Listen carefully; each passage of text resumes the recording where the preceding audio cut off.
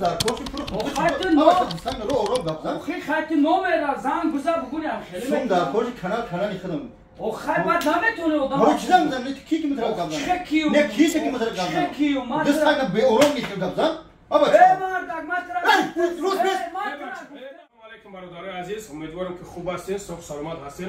برادرای عزیز، اپاها و خوهارو چخیلی که میبینین این خیلی حجاب ها الحمدلله که هستن، چخیلی که حجاب ها رو میبینین کدومی که خوهارای عزیز میخوین، اپای عزیز میخوین که زکات کنین الحمدلله تمام نمود سطر تمام نمودش الحمدلله که هستن.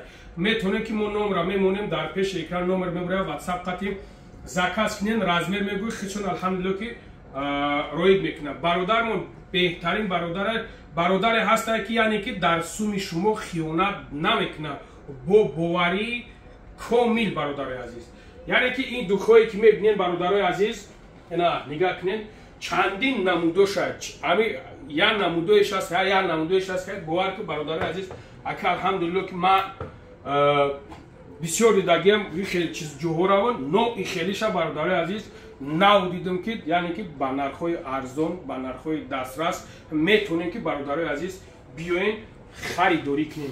اینا طرفش نگاه کنین برادرای عزیز چخیل اومدن اینا همین اوخی من نمیدونم اولی تمام این ای بابا جو ای مردک خو آقا چند تلفن تبار دو سلام علیکم چخیل کانال کوچا چی بالش کردی کنال خدم خط میتونی که آگاه کنی کانال چی بالش کردی نه خط کانال بالای چالش آبا چاکی بس اوخی کانال بالای چالش کردی کوچا سوم در کاشی پرو خط آبا دستان رو آرام گفتن اوخی خط نمیره زن گذر بگونم خیلی سوم در کاشی کنال خدم اوخی بعد نمیتونه آدم ما چیزا میذارم نه کی میتونه گفتن چه کیو نه کیسه کی میتونه گفتن چه کیو ما دست تا به آرام نیست گفتن آبا مردک ما روز بس ایمان هیچ چی بوده آبا چرا بستین چی؟ هر دینا بلا شبانش سلام علیکم ایمان کانال بالای یا مینو دیا که سوزی ماشاءالله سوزا که یک کانال بود کانال خدم های دو دمیش استفاده بود سوم در کاش فروختمش ای مردک می صورت است این دامده زنگ بود ایمان اوخی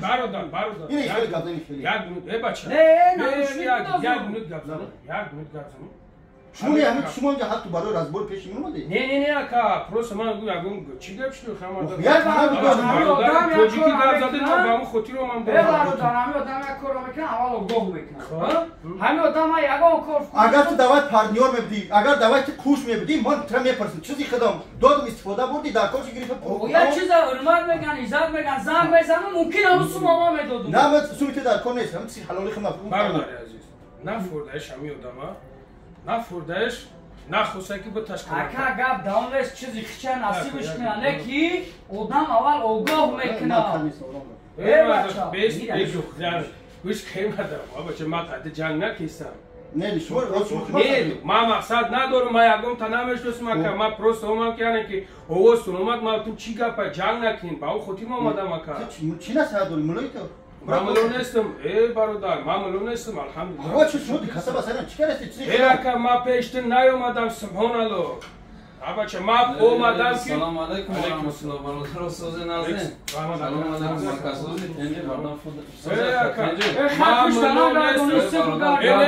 به ما قطعا خدم گپ ای اکا ما پیشی اگم کس نیومدم ما اومدم که همچه چی گپ ما گذر ما اومدم میگویی برادر جون تو مرا فهمون چی گپ ما اوز گذاشتم سلام یا کانال خدم بود خب من همینجا برادر دوخی خری اومدم در همینجا تلفنشو نبرداشتم که یا تنشکل در مترو انینو بسر من اومده من اومدم همینجا بسر دو تلفن نبرداشت بسر آخه گوش کن کانال جون گوش کنین کانال دادی تمام کیمرا بگش کم نبرد ما گوش کنین برادر عزیز شما آروم شید فاعوذ بالله من الشیطان الرجیم بسم الله الرحمن الرحیم يقول الله عز وجل في القرآن الكريم إنما المؤمنون إخوة فأصلحوا بين أخويكم واتقوا الله لعلكم ترحمون برادر محترم معنای آیه رو من برای شما میگم بعد شما اگر جنگ کردن باشین با جنگ تا دوام بدین الله مهربان در قرآن پاک میفرماید که اعوذ بالله من الشیطان الرجیم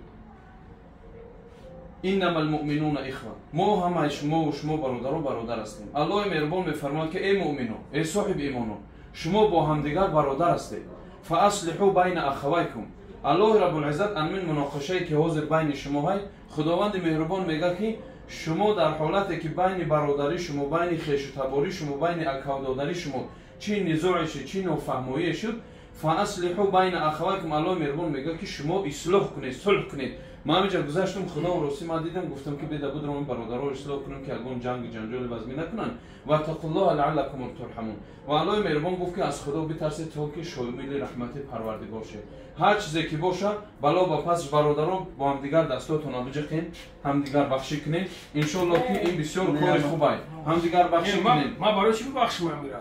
خیر کن برادر عزیز شما به خاطر آیت قرآن ببخشید. ما میرم پروستا اومدم که بفهم چی گپای بسنی مرا خسته است. اكو به خاطر آیتی که من خواندم برادر ببخش ان شاء الله الله اجر. نه خیر خسته است. اینا من چیش بگم. حالا گفته ببخش. نه خیر ما فهمیدم. بابا مولوی نخرد اومدی فهموندی شما خیلی برادر عزیز.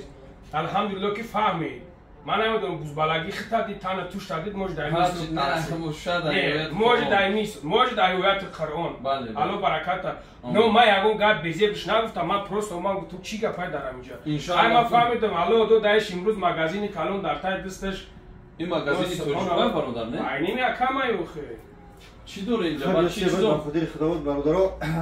ما در مغازین برادرمون قرار داریم در متروی آنینو. آنینو؟ مارینو. ما دوستان عزیز قرار داریم در مترو مارینو در داخل برادرمون این برنامه کردیم. یک کوچک امید قطعی برادر و شورا جون که این شعر خدا دادر ما در همه کارو مقصد چیه؟ در همه کارو بیچاره در برنامه خداوند حفظش کنه دادر عزیز چی کرده شده؟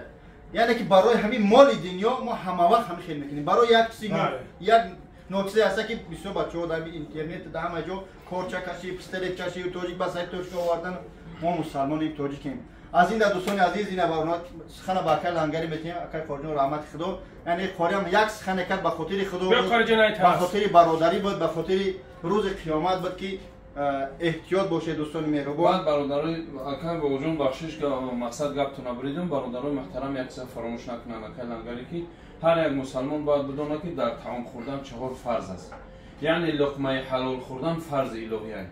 ما باید کارا را نکنیم. او را کوچک دیدم، ایرا کمبغل دیدم، خطرنیم کلا جون دیدم، برای مقصد پول خطا بدزدم یا که کارچمونم یا که با طریق دشمن خلاصه کلام که باید که این مینا در ملت تاجیک این کار نباشه.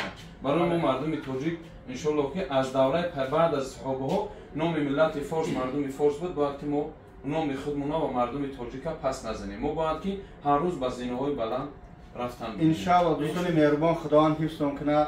ای دخوی خوشبوی که اصلا استفاده برای سخن با بابو لنگری میتیم. رحمت کنه پدر مادرش. اگر پدر جان تماشا می‌کردی رحمت به فرزند، مادر رحمت به فرزند که فی سبیل الله کار میکنه. برادر به تعریف به لیتسامری هر چی بود به خاطر خدا بود. برادر جون خیلی گردن همجوری برادر ما رو یک سخن که تو چی میگن یک کسی که نمیدونه بیا بخره ان شاء الله. سخن با شما. السلام علیکم برادرای عزیز. برادرای عزیز چخیلی که دیدین در مغازین برادرمون الحمدلله علی برادر خدمونه الحمدلله تاجیک بیا شورا جون بیا قری جون بیا چیکار نداره. الحمدلله که مغازین برادرمون برادرای عزیز تماشا کنین خوب خوشو تماشا کنین این طرف